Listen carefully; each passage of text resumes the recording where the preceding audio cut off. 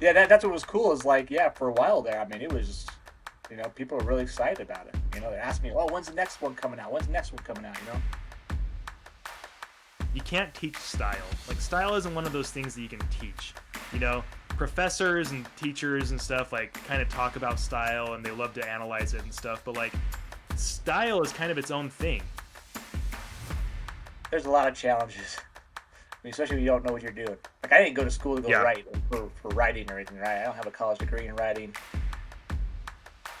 Yeah, you have to start somewhere because it's easy to look at someone like him and be like, "Oh, he became so successful," but it's like you don't realize like, okay, he put in years and years and years of his life that you just don't see. He looks like an instant success, but he wasn't. It's Nope. like, all right, welcome to our first ever episode of Seegmiller Publishing. So this is kind of a new thing for us. My name's Brett. This is my brother Nate. Do you want to introduce yourself, Nate? My name is Nathan Seegmiller. Live out in Wyoming. I wrote a couple books, a books trilogy, I guess. The Starwind books. My brother Brett kind of got me interested in writing a little bit. He's this hard copy, soft copy of my first book. You can find those on Amazon. I'm a brand new author, still working on a lot of things. Uh, got a long way to go. Currently working on Awesome. another book right now, so I got some more ideas and stories to go in mind that I want to write. So Awesome. Well, we'll get into that a little bit more in depth here in a sec.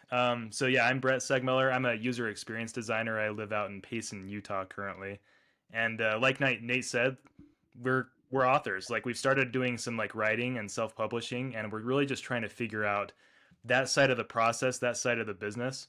And one of the things that we decided that we wanted to start doing was a podcast to really start kind of talking about our methods, our methodologies, some of the pitfalls and roadblocks that we run into as we do this kind of stuff. And one of the things that we decided was that we wanted to create like a platform for us, particularly as brothers. Now, the interesting thing about Nate and I is we come from a family where there's 6 brothers altogether in our family. So I have 5 brothers, and all of us, I think to some extent or another, we're always interested in storytelling and reading. Growing up, it kind of felt like I read like all these books and stuff, and I would talk to my friends about. It's like, oh, hey, have you read this? Have you read that? And like, hardly anybody, like hardly nobody, had read the books that I had read as a kid. It was kind of felt like it was almost more of a family thing. Did you ever feel that growing up? oh yeah, we definitely. I think because we didn't have a TV, I think we definitely uh, read a lot more books than like our friends. So Yeah. I mean, As the we were story def- goes, our dad says that one day they used to watch lots of television and then it kind of exploded. It blew up. And dad decided not to get another TV. yeah, I was And sitting yeah, there. so we Yeah, kind of, I mean, back in the day, I remember that we used to rent a lot of black and white movies. And my wife still teases me about it because it's like I'll like watch like all these like old movies and still get a kick out of them and stuff. And it's like, why are you watching all these old movies and stuff? It's like that's what I grew up on. Like that's yeah. what I You had. watch it's like old John Wayne westerns, musicals. I mean, I used to watch those with mom all the time. I'd get home from late from work, you know, and she'd be Yep. down, watching a movie. So I had to sit down and watch a movie with, finish watching the movie with her. Like Gene Kelly and all those guys, and all Yeah. Cary Leaving It Grant. Alone and all that stuff, those kind of movies. Yeah. Yeah, man, they were a lot of But I, fun. I think like that kind of like growing up atmosphere really kind of, yeah, I don't know, ignited a little bit of that storytelling passion for us. And at some point in my life I decided, okay, I actually want to try taking storytelling, like writing, more seriously. And so I started kind of doing that, and I've had my ups and downs and pitfalls and stuff. But as Nate and I have kind of talked, like we started kind of thinking about, like I said, this idea of a platform, like something for us is, it kind of started off with us as brothers, and ultimately we would probably like to expand it, right, to open it up for other authors, other people kind of seeking some kind of community that they could engage with. Absolutely, yeah. Hmm. Um, yeah, and so that's what we're trying to establish here is our basically self-publishing platform called Seegmiller Publishing. So our last name is Seegmiller. So we just kind of wanted that as an umbrella for like all of us to kind of contribute to that. Um, like Nate, as we've kind of talked about. Well, first off, let's talk about Seegmiller Publishing just for a minute, and then I want to dive into like one of the things that really kind of kickstarted this was you writing your first novel, Starwind. So next, I want to kind of talk about that for a couple minutes. But yeah, first, like with Seegmiller Publishing, as we've kind of had our discussions and kind of talked about what our goals are here, just from your perspective, like what do you kind of hope to accomplish from starting this thing? You know, this podcast, this platform. What are your goals? Well, I definitely want to get some more books written. I already have some ideas of other books I want to get written. But with this platform and with Singular Publishing, I like to get to where like you kind of mentioned, like where we have other brothers who might be interested in writing books, like they're a place Mm-hmm. where they can kind of advertise their books, showcase their books. And any new author who wants to know maybe like another place where they can advertise their books or whatever, So I'd like to be maybe like a kind of like a help self publisher. Authors self publish their stuff. Help out in that regard. Um, Yeah, because it's you like know, I've always wrestled with this because you know, back when I first started writing, obviously like my self-publishing was kind of coming into its own. Like it had already been around for a long time, but like with Amazon and everything, it really just kind of changed the name of the game like when it came to self-publishing, indie publishing. And but you know, back in the early days, like when I started writing and I was just trying to get like just the writing craft under my belt, was like, you know, my goal was to get published. Like I wanted to go to a publishing house and try to do that, and that was kind of the thing. And I kind of struggled with that. Like writing within the parameters that like agents and publishing houses like want you to kind of be in. I kind of struggled. Like I always kind of wanted to do my own thing. I hated kind of having that, you know, restriction placed on me. So I was like, ah, oh, geez. So now it's kind of taken me a while to kind of get that out of my system, I think, a little bit, and be more like, you know what? Why do we need this? Like, why do we need these people to tell us what to right. do versus like, I just want to do my own thing. And if we can join together, like all of us together doing it, like, you know, we should be able to make something out of it, right? So it's like that's kind of been my mentality. I don't know how you feel.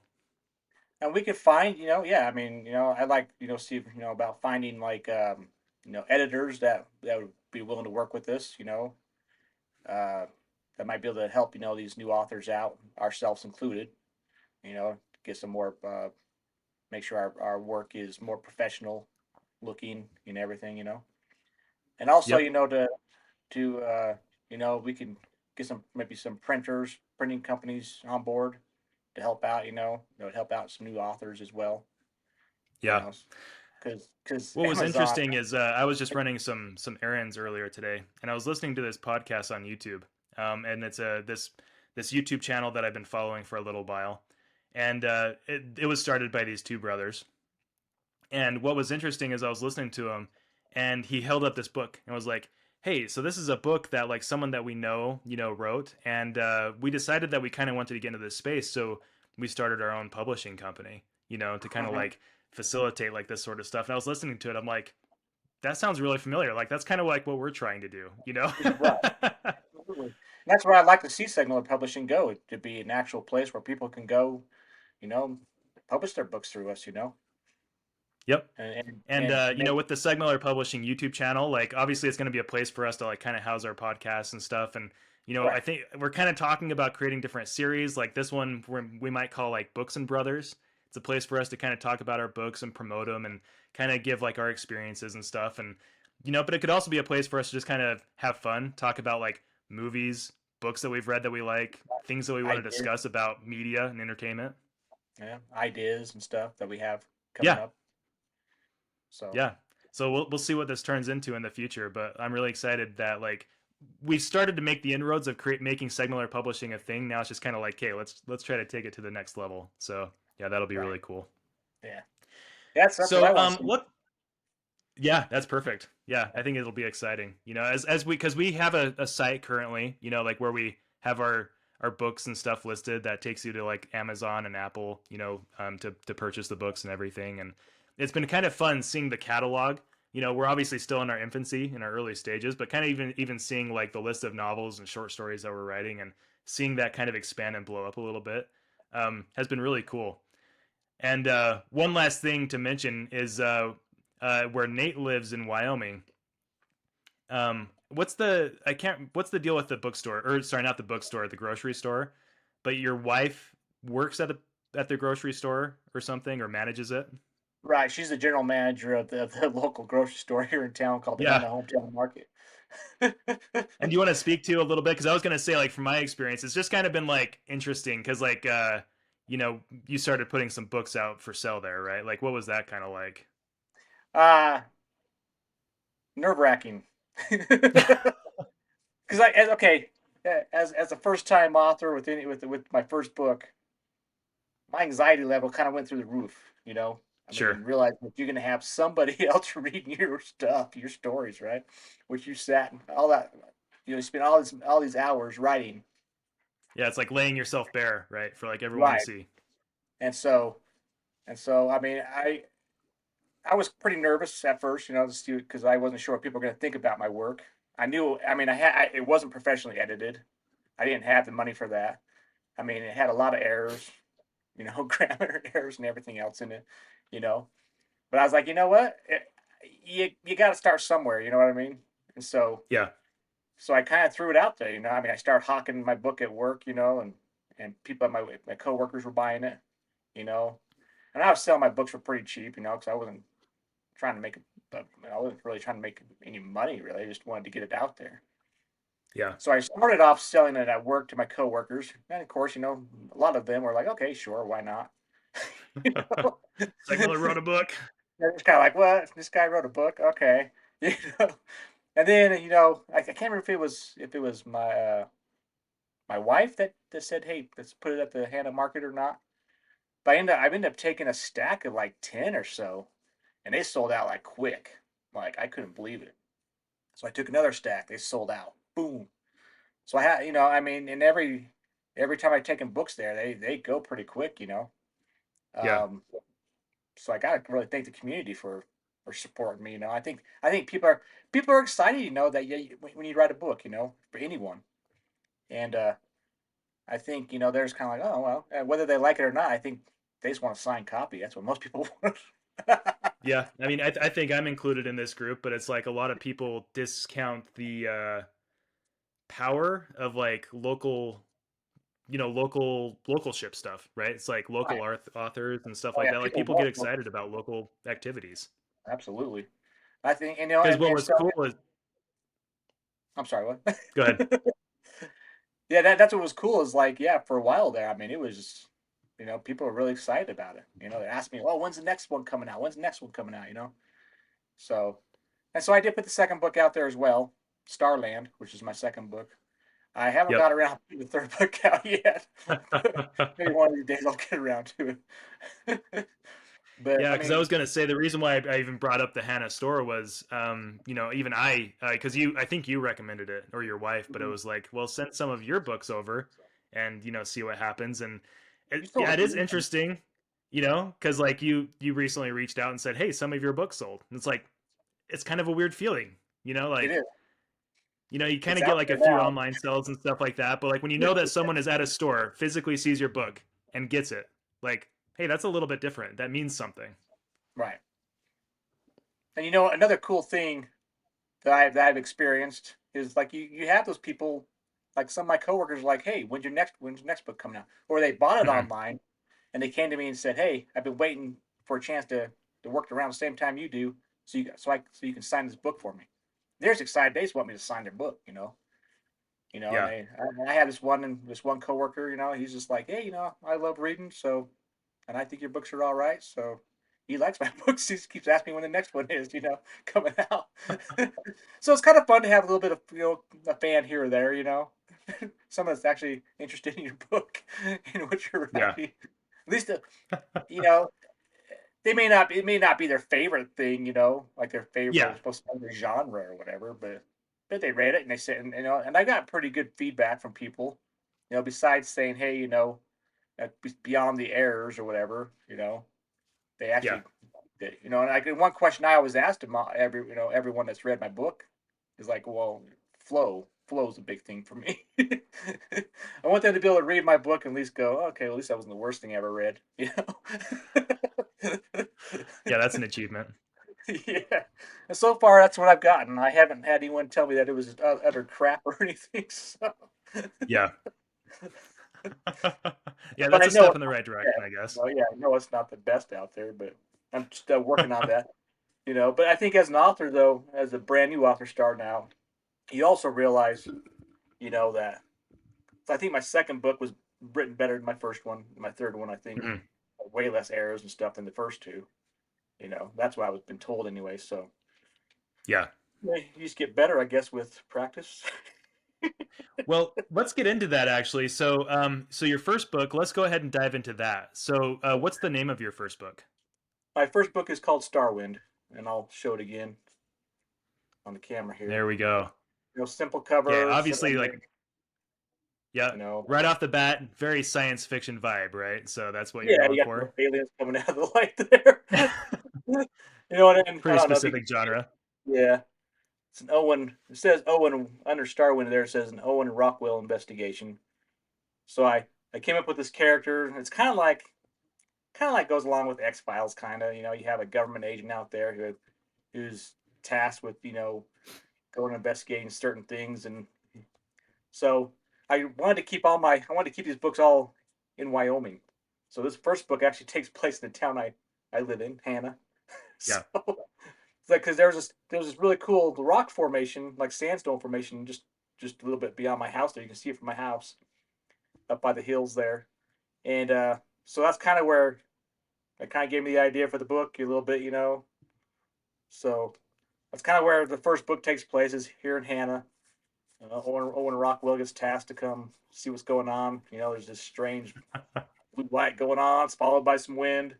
And come to find out, there's more going on than meets the eye. Yeah. Yeah. It's interesting because yeah, you bring up a few points there because like one of the big things, like just as far as like inspiration, you bring up X Files, right? And that's like it's kind of funny because like our family, our dad loved X Files. I remember like I think all of us grew up loving X Files, but Nate, I think you took it to a whole new level. So, You had bought the let me, series of X yeah, Files DVDs and stuff. let me explain that. Okay, okay. So we didn't have a TV, right? So I didn't get to watch X Files growing up, right? Like when it first came out, and then whenever in whatever '90s when it came out, right? And so when Right. I was in the military, I remember being at the BX, and I remember seeing the first season on DVD. I was like, "Sweet, I'm buying it." And that was like $100 for that. It was like close to $100 or whatever. Yeah. So yeah, so I ended up buying like the first 4 seasons of it, and then I got deployed, came back, and bought the rest of them. And I just sat in my dorm room like when I had nothing else going on my days off, and I just sit there and watch. I binge watched the crap out of them. Yeah. But I've always been interested in that kind of stuff, the UFO, alien stuff, paranormal stuff. It's always been a fascination for me. So Yeah, well, I was gonna say because like outside of X Files, and that was definitely a shared passion, and it's like I have a hard time watching the X Files now. I'm not sure if it aged the best, well, it's but kind I of still have like corny. super fond memories of it. But like, were there any other like we'll talk about Wyoming in a sec. Mhm. But were there any like other like inspirations that you drew from to kind of create this story, like outside of the X Files, or was that like the main inspiration? Um, there's been many. I mean, how Dad was. He was always a big Star Trekky guy, and I mean, Yeah. he was always watching sci-fi movies. Besides westerns, he loved sci-fis. That was like his two favorite genres. Yeah. And so, because we grew up watching Star Trek a lot, especially Next Generation stuff. Um, Yeah. so I love the Star Trek stuff. Star Wars. We were all in Star Wars, and that was great stuff as well. And but I mean, it's kind of weird, as you go through life, you kind of have weird experiences happen sometimes, like I've seen things I can't explain. So, and Yeah. I've had several experiences in my own life, with swear I saw a UFO, swear I've seen, orbs, glowing orbs, swear I've seen Yeah. shadow people. And people Yeah. might think, oh, you're just freaking crazy. And maybe, I don't know. Yeah. But I've always had this fascination. I mean, I don't know what it is. I think maybe because to me, it's like reality is, like you're doing your 9 to 5 job or whatever job you have, your daily grind is just so monotonous. You know what I mean? Yeah.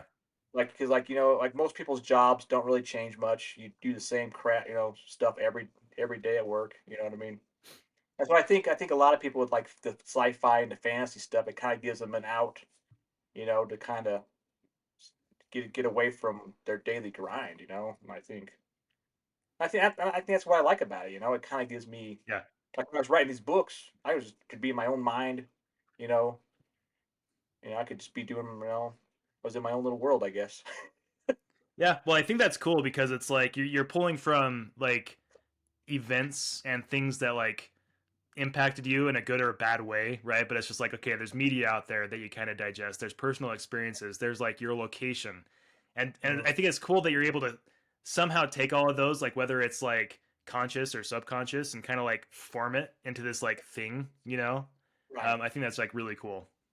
I mean, like when I was in the military, I mean, I was stationed at Kirtland Air Force Base, and they got some weird stuff at that place. So it's like, being a security forces member, a cop on base. I mean, we got to go see more than the average citizen. Even the Yeah, average military person on that base. We get respond to different alarms at different places, and all of a sudden, you're like, what the heck is this place? It's yeah. like, and I got to talk about this because there's this mountain range that goes through the base, to the I think it's the east side of the base, called Manzano Mountain, and it's hollowed out, man. It's got like stuff you see in the movies. Like you open the door in that thing, it's just like you see in the movies. These long hallways, it was like I think it was like a Mm-hmm. pale gray or green color, lights going all the way down, and you had these weird areas, like these like rooms. And a lot of these rooms, like you couldn't even get into because they had these little gate things on the outside with a huge freaking camera pointing down at you.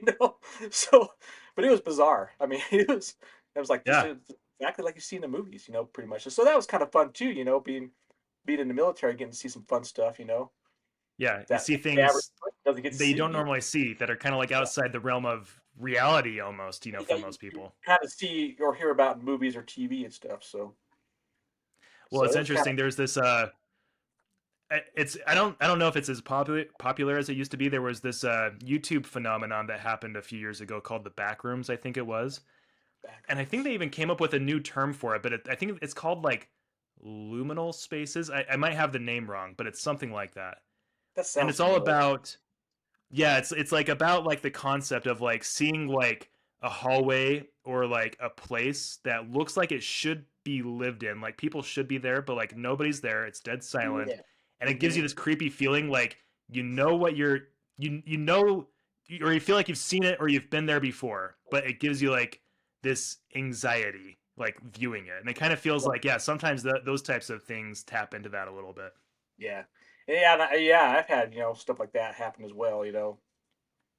Some weird things happen to me too. But yeah, like I said, I've just always been involved in that, which is kind of funny Hmm. because I remember the one movie that scared me as a kid growing up was Aliens, right? Sigourney Hmm. Weaver, all that stuff. After mom was out of town and dad rented that movie, he turned off all the lights and he put that movie scared the crap out of me. I had a hard time sleeping that night. But the parts that scared What's me was like when they're going through like the ducts and stuff, like the air ducts and stuff. You see uh-huh. the alien, coming rushing through the air ducts at the person, whatever. For some reason, that really got to me. I don't know why, but I watch that movie now and I just crack up. I'm like, what was I so scared about? It scared So, me so bad.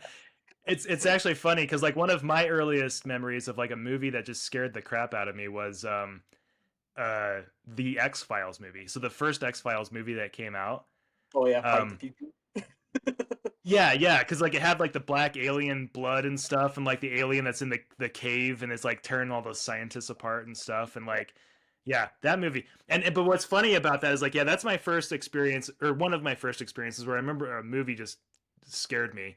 Um, Hmm. Now what's funny about Alien, I'm not sure if I remember that specific incident when Dad brought that movie home or not, but I kind of have this like weird memory of like watching this like really kind of scary movie, but like my memory just didn't quite like capture it correctly. So I think like the image I have in my head of like the aliens and stuff is a little fuzzy, but it's like I seem to remember watching that when I was a kid, but I just didn't. I was too young to comprehend what it even was, to Right. like be scared of it or something. I don't know. No, and there was this other one that he brought because he used to get some of these B-rated ones too, like these like ones we never really heard about. And there's this one where this in this town and this aliens coming, and this alien shows up in this room, right? this lady sleeping like in her bedroom, right? And like they have some kind of power or something. They can, like, I don't know what they were doing. Like these aliens, like they're sucking the life out of the person or something. But it, like starts at their feet and stuff, and like makes them like their feet curl up and stuff of the person. Like this alien's doing this to the person, and that kind of Yeah. freaked me out too. He was like one of the little gray aliens or whatever doing it. Just doing it. Was, I remember that movie freaked me out too. I don't know. I can't remember what the name of that one was, but it was a bizarre movie. I just yeah, dad was always bringing home weird movies.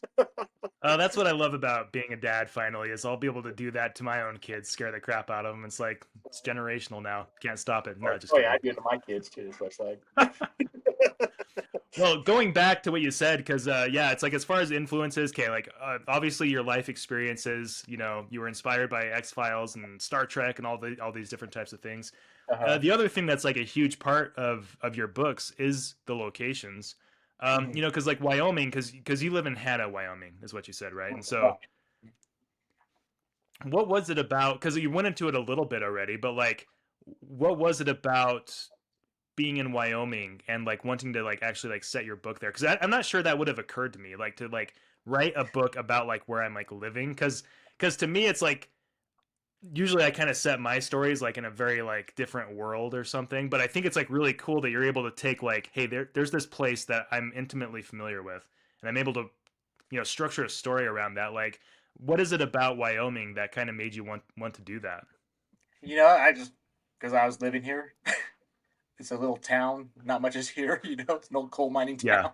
town. The coal mines are shut down, so it's kind of like a. I don't know. I don't know if this town's growing or not. But anyways, like what really got to us was this. Like I said, that sandstone formation. Because we always, we Hmm. always take walks out there and stuff. We'll take the ATVs out and ride out there, take the dogs. And Yeah. and so I don't know. It was just one day. I mean, um, like like because how this might be how I really got involved into writing this to write this book in the first place is a coworker of mine kept on telling me I look like Stephen King. I'm like, I don't look like freaking Stephen King. And so he kept on just saying that all the time. Every time he saw me, he's like, "Hey, Stephen King, what's up?" And that's when I was. And so I was at work one day, and I work at the prison, the state prison out here, as a correctional officer, and I was working transport at the time. I was full time transport, and so we had these runs that all across the state of Wyoming, and some of these runs are several hours before we get to where we're going. And so Yeah. I just remember being on my phone, just typing away on my phone. I'm like, well, maybe I will. Let's try this out. Let's try writing a book. So that's what I did. I started on my phone, just typing away on my phone. Oh, I can't remember which Yeah. app it was, Yep. on the phone. And I just sit there for hours while the other guy was driving. When I was in the passenger seat. That's kind of what got me going. That's kind of how it started for me. Besides Hmm. your influence, and then of course what that the brief moments that we kind of, and then I got the brief moments we kind of met James Dashner a little bit. Oh, sure. Because I remember I went to his house with Dad that one time, and I got to meet him and his family and stuff. And so like those kind of influences, I mean they weren't huge influences, so we didn't know him that well. We were just kind of like associates because of you know Yeah. But it you kind of know gets you thinking a little bit, yeah. right?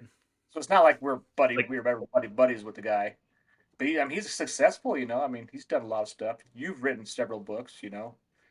Um, yeah. So those are really those three things. But it was that third thing with the coworker at work saying it looked like Stephen King. So I'm like, okay, I'm gonna show him. Man, maybe I can write a book. You I'll know. show you. And so I mean, that's kind of what got me going.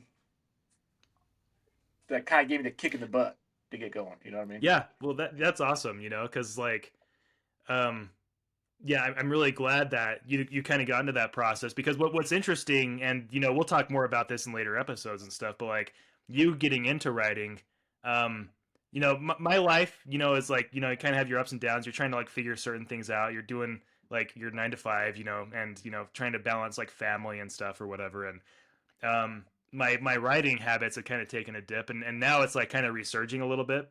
A lot of it is based on you, right? Because it's like you say like I might have helped kind of spark that a little bit. Your teammate is your coworker is kind of doing that, kind of pushing you a little bit, whether intentionally or not, but it kind of gets you going. And it's just funny how those effects like play out in life, because it's never just like just one thing sparks it. It's usually like a series of things kind of gets you into that place, like where you're finally like, okay, yeah, I'm gonna do this.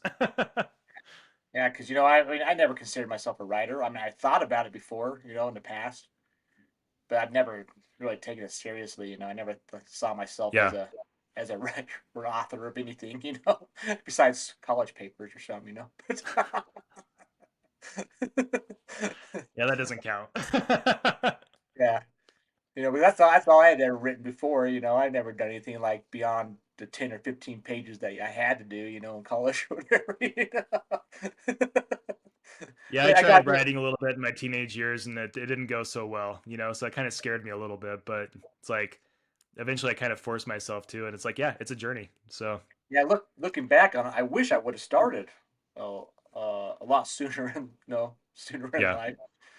I wish I would have had that motivation then, but oh well. Yeah, well, I mean, that's the thing. You have to start somewhere. It's Yeah. funny because it's so easy to like look at people like James Dashner. He was the author of the Maze Runner series, and you know those got made into big Hollywood productions and stuff. But like, yeah, you have to start somewhere because it's easy to look at someone like him and be like, oh, he became so successful. But it's like you don't realize, like, okay, he put in years and years and years of his life that you just don't see. He looks like an instant success, but he wasn't. It's Nope. like it's just one of those things. Yeah. I mean, Now, about Starwind, obviously, like we were talking about, one of the big things that's part of the story is it has aliens in it, which is always a yeah. fun science fiction concept, right? But like, um, what was your approach to aliens? Because yeah, you're obviously heavily influenced by X Files and all that kind of stuff. But like, what was your approach to kind of like turn that genre, or that idea like into your own? Like, what was your approach actually like trying to like create these race of beings and stuff and putting them into your story? I just, you had to have the bad guys and the good guys, right? Yeah, and I couldn't have Owen Rockwell just being the only good guy. You know what I mean? Yeah. Like he had to have help. Like because he ends up kind of having help the town marshal. They end up meeting with. They end up meeting up with a family. Asking them questions and stuff. And then they end up. The town marshal has this grandpa. That he was fond of and stuff. Named Walt. So he's in the book. Um, but really, it was just basically the whole concept of good versus evil thing. So I'm like, okay, well, you see the great aliens around a lot. That's like the most common, that so-called race, if you want to call it that. What you hear, you see on the documentaries. All these documentaries and stuff. But so I'm like, okay, they got the little black guys. They look like little monsters. So we'll use them as the bad guys.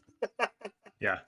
And then of course, then you have like other races of aliens that you see sometimes, and I decided to kind of base mine off the Nordic race, I guess, kind of. Hmm. That's one of the other major ones that you hear a lot about too.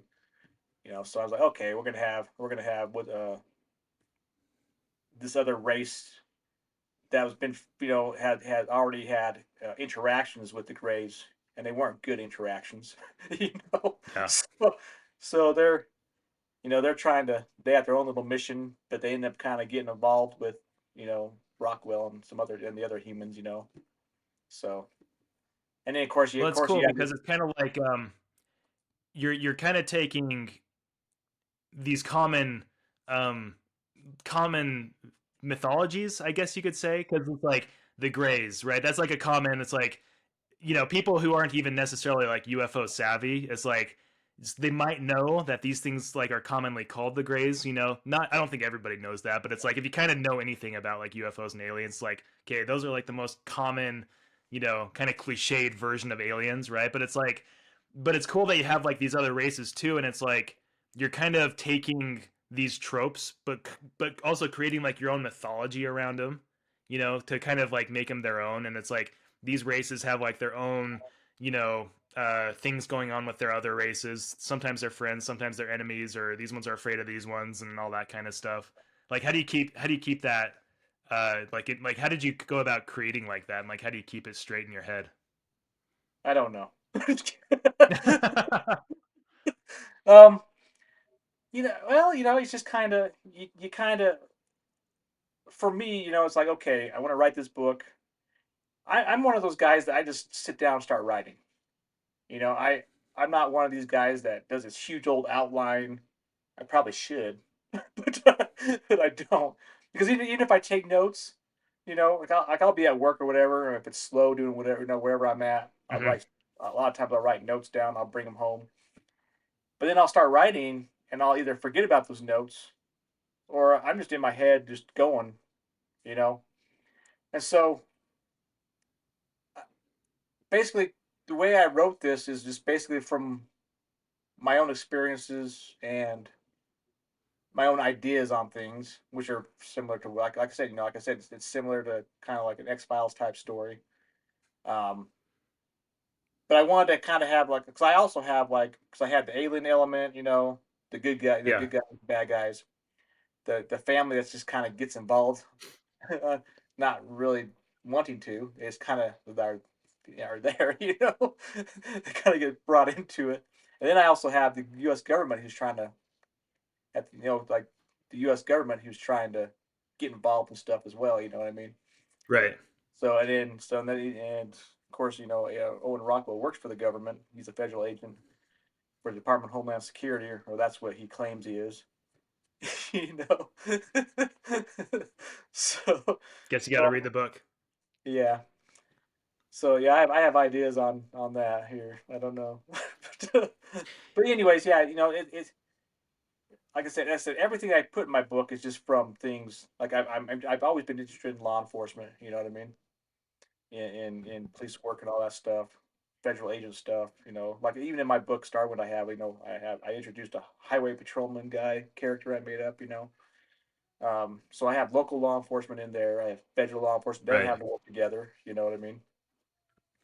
And then you have, towards the end of the book and stuff, you got the government involved with military stuff.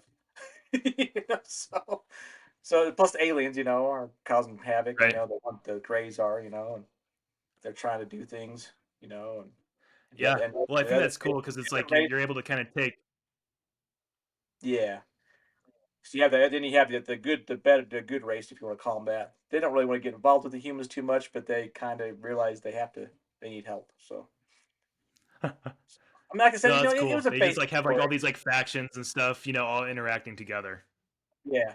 Like it was a basic story, nothing really extraordinarily new. It was not like it was like a really new idea, you know what I mean?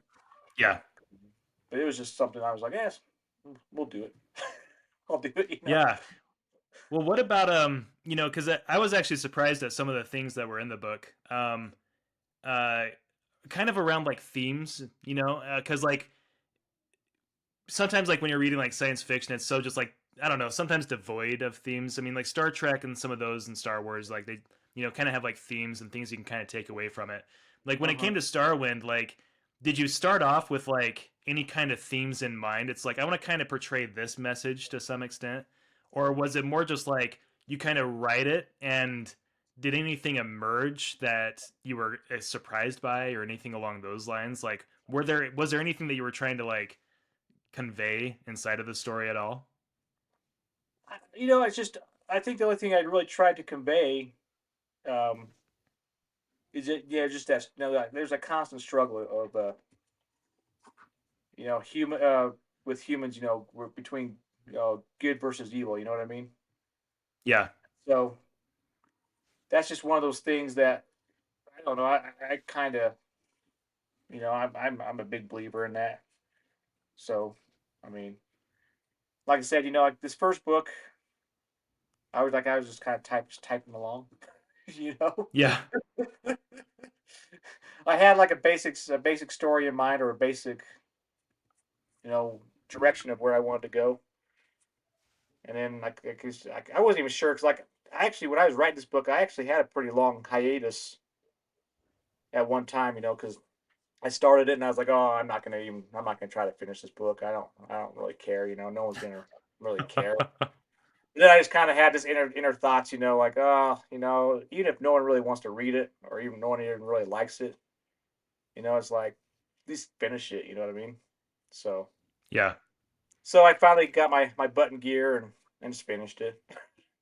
Yeah, because when I read it, I think that was the thing that surprised me, and I'm not quite sure how to convey it, but like, yeah, with science fiction, like I mean, you take Star Trek for example, or anything like that. It's like they they philosophize a lot, but there's not really that kind of like idea of like bad or evil versus good, right? It's like there's a lot of philosophy and a lot of history, and I mean X Files definitely doesn't really have like a good versus evil thing. It's just like here's a monster of the week and we got to deal with it, and there's these Yeah. aliens we're trying to deal Well, with, you know? well, X Files has that main storyline, right? Of Yeah, Mulder trying to find out what happened to his sister and stuff. So you have that main, you know. But yeah, you're right. Every week was a okay. Now we got this monster, or this thing over here, or that thing. So they went off a lot, you know, and which yeah, which which made it fun, you know. They, yeah, but you know, I enjoyed the main story of X Files for sure. I loved the main story, like, but yeah. I also like having the fun stuff that they did, you know. Oh And yeah, like, you for know, sure. just But I think just that just was the thing that I kind of took away from your book was like not that I like picked up like on any themes necessarily, but it was kind of like I was actually surprised at how there was like almost like a and it wasn't like overt, right? But it was like there was almost like a spiritual slash religious kind of like bent to it almost in some extent that I didn't quite expect. And so like when it was in the story and it was kind of talking about how these like races of aliens kind of, you know, how they functioned and like kind of like some of their like culture and beliefs or something, it was like, oh, I'd never really quite thought of it that way before, but I thought it was just cool to kind of run into that in a science fiction novel about books. And I was like, I just didn't expect it. It just caught me by surprise. right. Yeah, I mean, yeah, I threw some of my own, you know, like thoughts and feelings on certain things. You know what I mean? But Yeah, I mean, and that's the thing. I think a lot I of think every writer does, or at least most writers do. You know, I mean, they usually throw in some of their own thoughts and their own personal yeah, beliefs into it a little bit. You know, so but I'm sure everyone's different because like generally like when I'm writing, I don't really like purposefully put in a lot of that stuff, but obviously it seems like it just kind of naturally emerges it probably. does because that's kind of how you think. You know, I mean, it's part of you. It's part of who you are. You know, Yeah. so so I mean, so it's gonna come out. I mean, you even look at like some of these big writers like Stephen King and Dean Koontz and all these Tom Clancy and all these big writers. Even Michael Crichton. They put their own beliefs and stuff in there. Oh yeah. Whether they put like uh whether it's in there like the afterwards or or in the the foreword or whatever of the book. Hmm. They put their own stuff in there, or they explain like why they maybe did this or that in the book. Yep. Yeah, Yep. I For don't know. sure. Yeah, it came out because like when I was writing, there's certain things just seemed to it came to a certain point, where okay, what are we gonna put here? How are we gonna make this Yeah. sound flowish, kind of, So sometimes I think sometimes that kind of works too, where you can kind of interject your own belief system, I guess, a little bit. I mean, you don't want to go too much into it, 'cause you don't want to drive people Yeah. away, because everybody has their own beliefs about whatever, Yeah. But Well, I mean, I think that was the cool thing, is that it didn't seem like it was like over the line, right? It was kind of like you can read into it a little bit if you want to, but like at the same time, it just created like a unique mythology, right? You're like I said, you're kind of taking these common kind of tropes about aliens, but like putting this like kind of more magnified mythology onto it was just like, oh, that's actually kind of cool. Like I hadn't thought of it that way before. yeah, I mean, I tried to make it so like like they kind of had their own agendas and stuff, or things that they needed to get done, but Yeah. they were kind of Well, what going. about like as you were writing it, like was there like a specific scene or like chapter or something like that that stood out to you that was like either challenging or rewarding to write? Like what yeah, like what was like what's like the main thing about Starwind that maybe sticks out to you as you were kind of going through that process? Uh, I don't know. I mean, I tried to I tried to like build up my character Owen Rockwell a little bit. I tried to make him. because he's from Texas, so Yeah. but so I tried to get him to be. I want to make him personable with the other characters. Like he's not a jerk, but he's there to do a job, and he wants to help these people out. You know what I mean? Um, but that specific like chapter or whatever that I it's tell you the truth, it's been a while since I read the book. Yep. But I read it so much when I wrote it, when I was going over it. I mean, I think, I mean, yeah, I don't know. I think like like I think a good chapter was when they go to the Virginian to go get breakfast and stuff, and Hmm. that's where they first kind of encounter the family a little bit, and they kind of observe the characters are Owen Rockwell and the other guys he's with are observing his family and this woman, and she reacts to this painting and stuff. And then also, like I think it was when like one of the main characters meets up with his grandfather, sees his grandfather for they haven't seen each other forever. He thought he was dead because his grandfather supposedly died, years back. Yeah.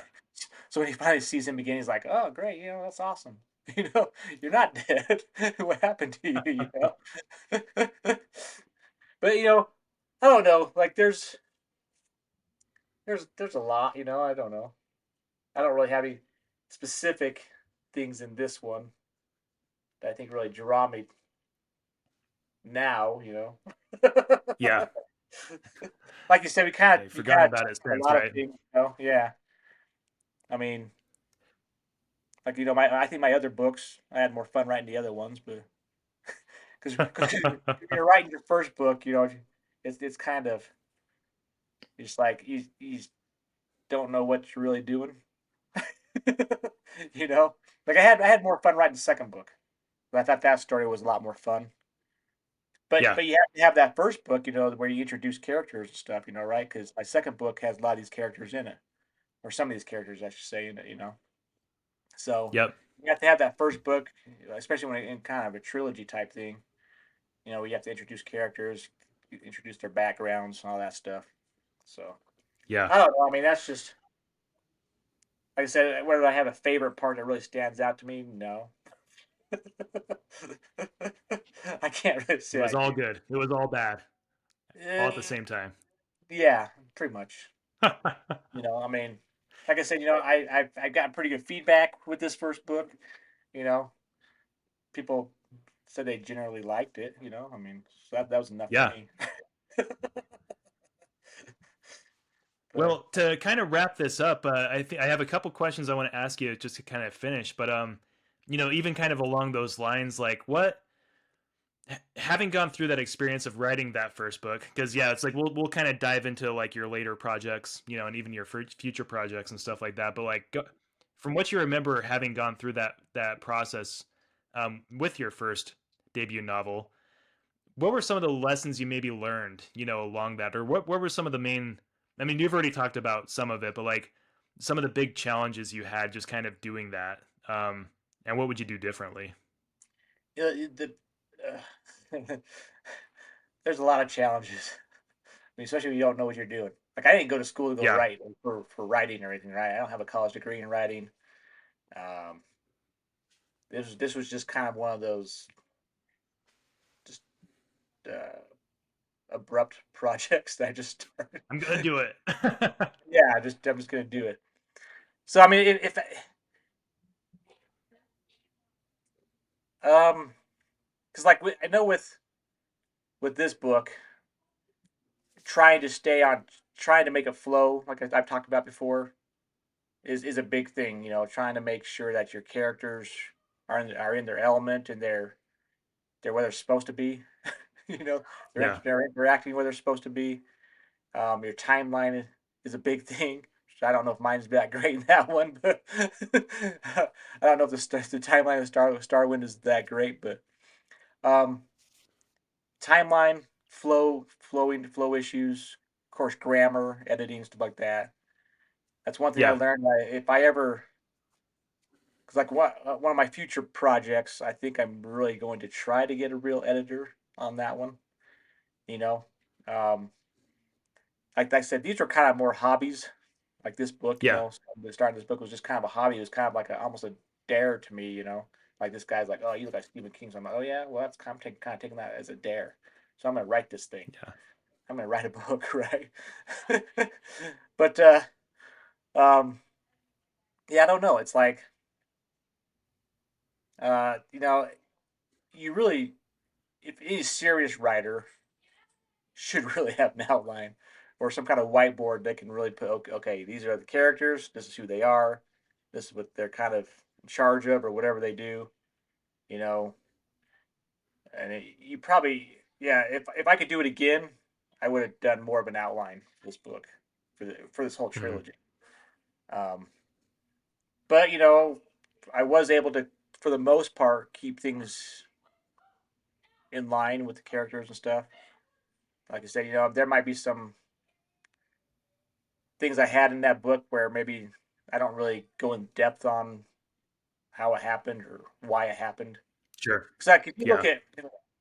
at after that, when I look at this book, I have like a prologue. It talks about this old guy and what's going on with him. And I think people might be like, well, what happened to him? You know what I mean? Like how did he get there? Whatever. I never go into that explain like how he really got there. I don't remember saying that.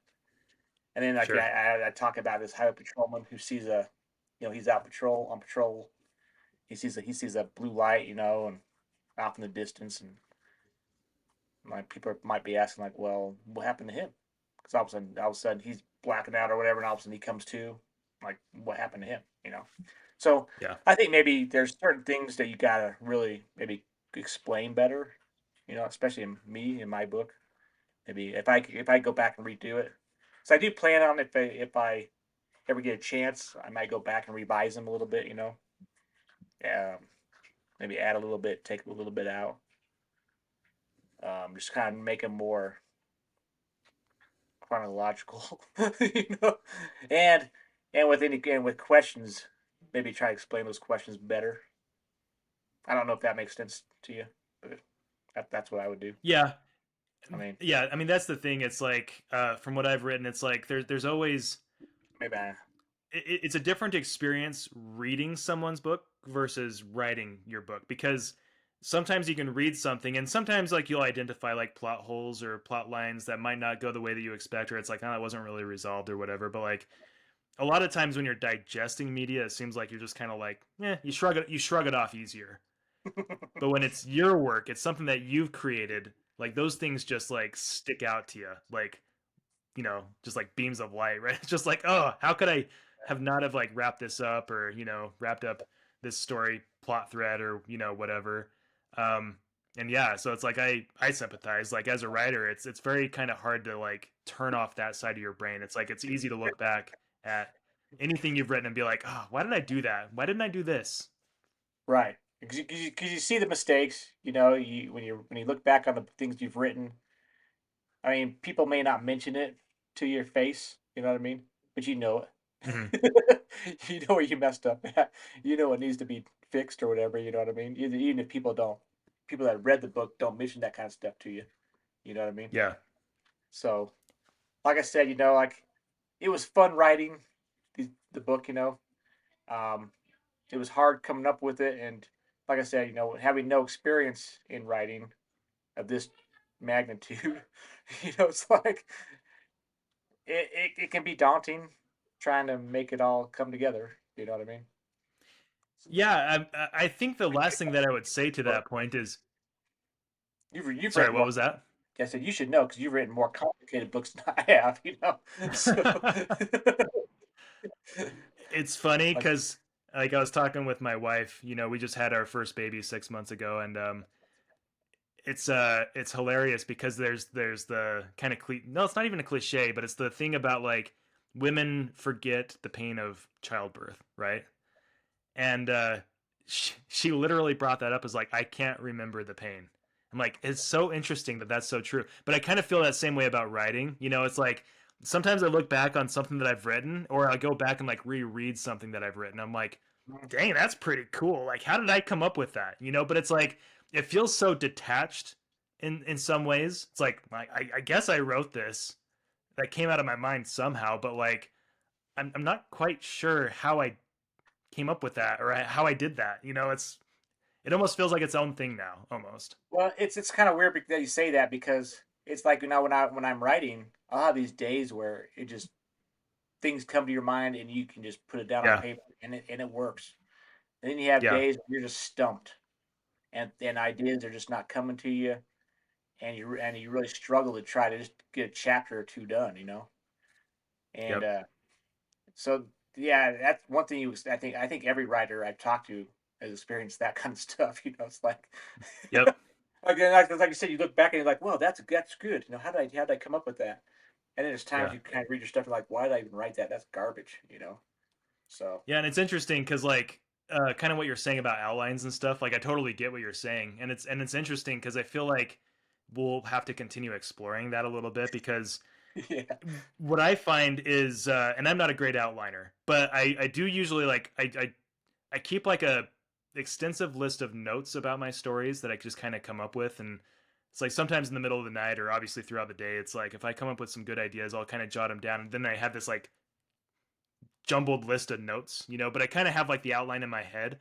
But no Mhm. matter how extensive I get with my notes, or I kind of have the outline kind of put together, when you're actually writing the story and filling in the details, yeah, something happens, at least for me, where it's like things just kind of happen, or you come up with something sometimes, and you're like, I wouldn't, I couldn't have come up with that preemptively. Like, I couldn't have just come up with that on its own. Like, I had to be in the process of writing for this thing to like come into existence. I Mhm. don't even know how to explain it beyond that, but that's like what I've experienced. Yeah, absolutely.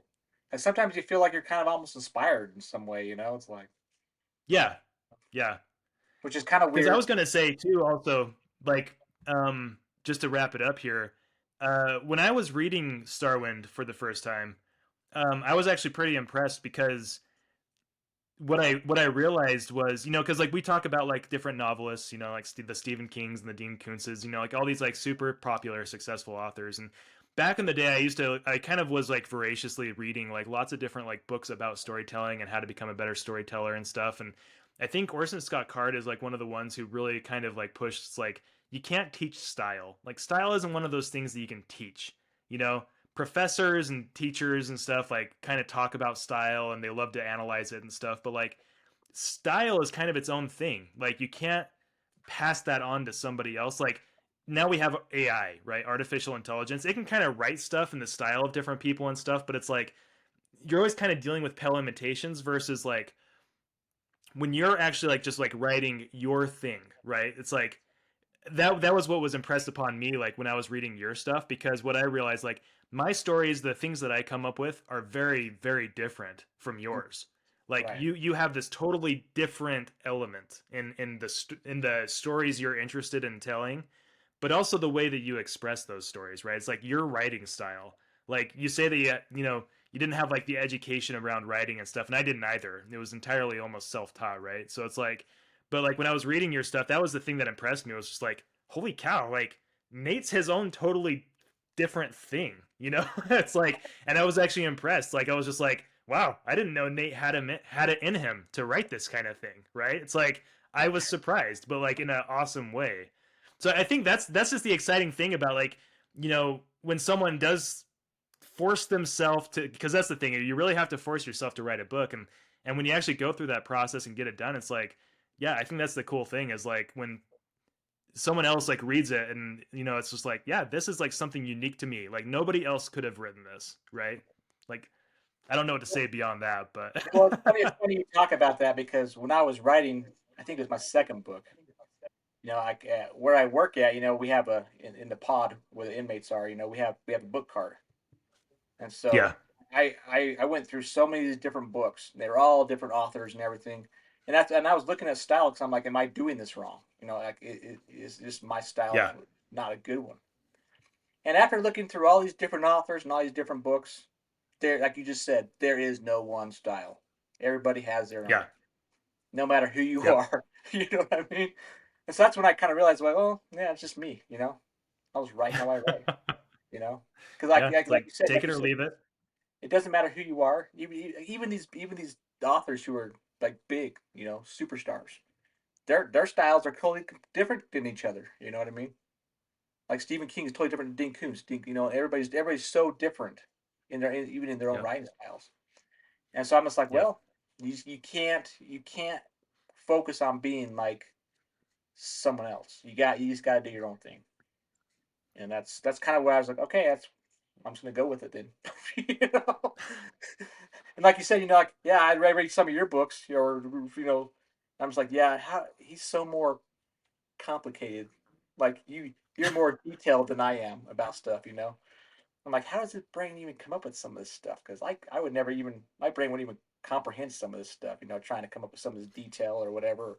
It's like dialogue's hard too. I know Yeah. there's a lot we can get into, but maybe for future podcasts or whatever, but future episodes. But there's a lot we've been writing, and like I'm still learning, and you're still learning. So Yep. it's like you said, but style is one of those weird things. Is uniquely to that person, unique to that person. It could be similar to some other people, to others, but it's always going to be unique to that person how they write. Because everybody's Yeah. minds are just so different. It's like on how you think about things, how you see things, you know. So your experiences, your backgrounds. Yeah. And I think that's a great place to end our first episode. So I don't know if anybody's going to watch this, but if anybody has gotten to this point, like, thanks for joining in. Once again, we're going to keep writing, creating new projects. We'll keep expanding, our catalog and keep doing podcasts for Seegmiller Publishing. Like, we really want it to be successful and something that, because I think that's one of the things that I'm really kind of thinking about is like I said, we've had our first kid and really starting to think about like what am I going to pass on to like the next generation. Like I want to do something that I think that they could look on and be proud of that. um and so yeah, it's something that I think it's a great endeavor for us to just kind of keep going with this and seeing if we can turn this into something successful. And even if it's just us as family members having fun, I think that will do the trick, right? So however far we take it is what Exactly. it will be. Yeah. All right. Okay, well, thanks a lot, Nate. We'll go ahead and stop there, and we'll chat again next time.